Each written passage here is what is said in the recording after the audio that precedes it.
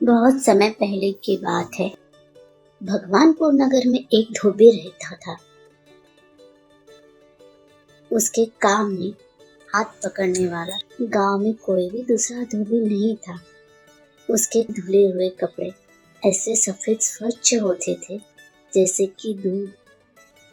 इसीलिए गांव के सभी अमीर आदमी उससे ही कपड़े धुलवाना पसंद करते थे। इस तरह वह धोबी काफी धनवान हो गया था। गांव में धोबी के बाजू में एक कुम्हार भी झोपड़ी में रहता था। वह अक्सर धोबी की सफलता से जलन से चिढ़ता था। धोबी अपने काम में जितना कुशल था उतना ही कम कुशल कुम्हार अपने काम में था। इसलिए कुम्हार करे भी रह गया। दरअसल धोबी जैसी अमीरी अपने नसीब में नहीं है, यह समझकर अगर वह स्वस्थ रहा होता तो कोई सवाल ही नहीं उठता। परंतु कुम्हार स्वभाव से बहुत ही दुष्ट था। वह मन ही मन हमेशा धोबी का अहित ही सोचता था। मैं अमीर तो नहीं बन सकता, पर कैसे भी करके मैं धोबी को नीचे कैसे खींचूं, इसी उधेड़ बुन में वह हमेशा लगा रहता था। इसी बीच उसको एक तरकीब सूझी। भगवानपुर नगर प्रमुख के पास एक बहुत ही सुंदर हाथी था। सभी हाथियों की तरह वह भी काला था। इंद्रदेव का हाथी ऐरावत सफेद रंग का होता है। अगर उसके हाथी का रंग भी ऐरावत जैसा सफेद हुआ तो मुझे भी राष्ट्रप्रमुख पद या इंद्र पद मिलेगा और सारी दुनिया में मुझे कीर्ति मिलेगी और अन्य राज्यों के प्रमुख भी उसके हाथी के सामने शर्मिंदगी महसूस करेंगे। ऐसा उसके मन में हमेशा लगा रहता था। इसी सोच से दूसरे दिन कुम्हार नगर प्रमुख के दरबार में जाता है और द्वार पर खड़े सैनिक को कहता है, मैं ऐसी गुप्त रहस्य की बात जानता हूँ जिससे नगर प्रमुख को बहुत ही लाभ मिलेगा और वो राजप्रमुख भी बन सकते हैं। उसके बाद वो खुश होकर मुझे बख्शिश देंगे। अगर तुम मुझे इस समय अंदर जाने दोगे तो मैं वचन देता हूँ कि बख्शिश की आधी राशि मैं तुम्हें दूंगा। सैनिक उसे अंदर प्रवेश देता है। भीतर जाकर कुम्हार नगर प्रमुख को प्रणाम करता है। नगर प्रमुख कुम्हार को आने का कारण पूछता है। कुम्हार नगर प्रमुख से कहता है, महाराज, मुझे अभी अभी एक ऐसी बात पता चली जिसे सुनकर मुझे लगा कि वो निश्चित ही आपके बहुत काम आएंगी। वो ही बताने के लिए मैं आपके सामने उपस्थित हुआ हूँ।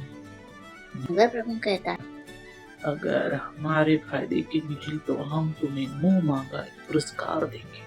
कुम्हार कहता है, महाराज, यह तो आप जानते ही है कि नगर के सभी निवासी आपके विशाल सुंदर हाथी की सुंदरता, विशालता और भव्यता से बेहद ही प्रभावित है। सबको ये लगता है कि उसकी भव्यता तो साक्षात देवराज इंद्र के महान सफेद हाथी ऐरावत के जैसी ही है और सभी को ये भी लगता है कि अगर आपका भी हाथी सफेद होता तो इसके योग से आपको देवराज इंद्र का पद नहीं सही लेकिन देश या फिर इसी देश के प्रमुख का पद भी मिल जाता, क्योंकि सभी यही मानते हैं कि नगर प्रमुख का पद भी आपको आपके हाथी के योग से ही मिला है। नगर प्रमुख निराश से चिढ़कर कहता है, क्या तुम मुझे ऐसी बात करके मुझे पीड़ा देने आए हो? तुम्हें इसकी सजा जरूर मिलेगी। कुम्हार कहते हैं, नहीं महाराज, हमारे उद्देश्य नहीं है, बल्कि मैं तो यहाँ पर आपकी इस समस्या से मुक्ति का मार्ग बताने के लिए आया हूँ। कुम्हार कहता है, महाराज, मैं एक ऐसे धोबी को जानता हूँ जिसे किसी भी वस्तु को सफेद करने की गुप्त कला आती है। वो मेरे पड़ोस में ही रहता है। वो अपने काम के लिए पूरे नगर में बहुत ही प्रसिद्ध है। इसी कला की वजह से वो बहुत ही जल्द अमीर भी बन गया है। एक दिन उसकी दुकान में वो इस कला के बारे में पत्नी से बात कर रहा था। उसी वक्त मेरे दरवाजे से उन दोनों की बात सुन ली। इस तरह मुझे पता चल गया।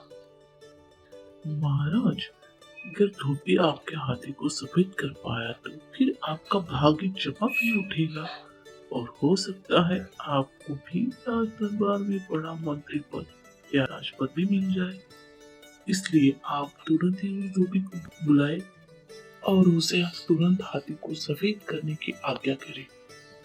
यही विनती है। कुम्हार ने चालाकी से भरी अपनी बात पूरी की। नगर प्रमुख को लगा जैसे उसका सपना ही पूरा हो गया।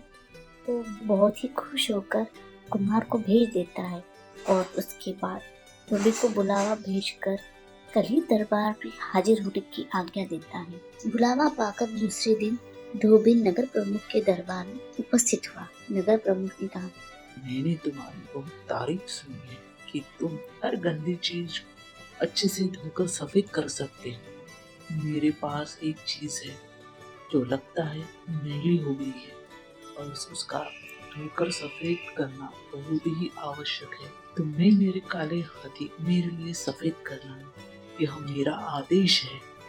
नगर प्रमुख की यह बात सुनकर धोबी को कुछ संदेह जरूर हुआ, इसलिए उसने द्वारपाल से जब पूछा तब उसे पता चला यह सब कुम्हार का ही किया धरा है। वह दूसरे दिन नगर प्रमुख के सामने उपस्थित हुआ और कहा, महाराज, यदि आपकी यही इच्छा है कि मैं आपके हाथी को सफेद कर दूं, तो मैं जरूर कर दूंगा, परंतु उसमें मुझे एक मदद लगेगी।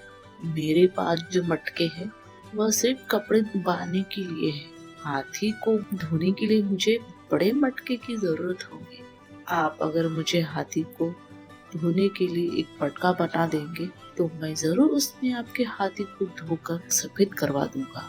बेवकूफ नगर प्रमुख ने बुद्धि का इस्तेमाल ही नहीं किया और धोबी की बातों में आ गया। उसने उसे कुम्हार को बुलाया और उसको हाथी धोने के लिए बिठाने लायक मटके बनाने के लिए बोला। अब बारी कुम्हार की थी। उसको तो दिन में ही तारे दिखने लगे। जो फांस उसने धोबी के लिए बनाया था वह फांस अब उसके ही गले में आकर फंस गया था। कुम्हार ने नगर के सभी साथियों को इकट्ठा कर हाथी के बिठाने लायक मटके बनाने में मदद करने के लिए बोला। बहुत प्रयत्न करके उन्होंने एक मटके बनाए, परंतु जैसे ही हाथी ने उस मटके में कदम रखा तो वह मटके तुरंत ही टूट गए।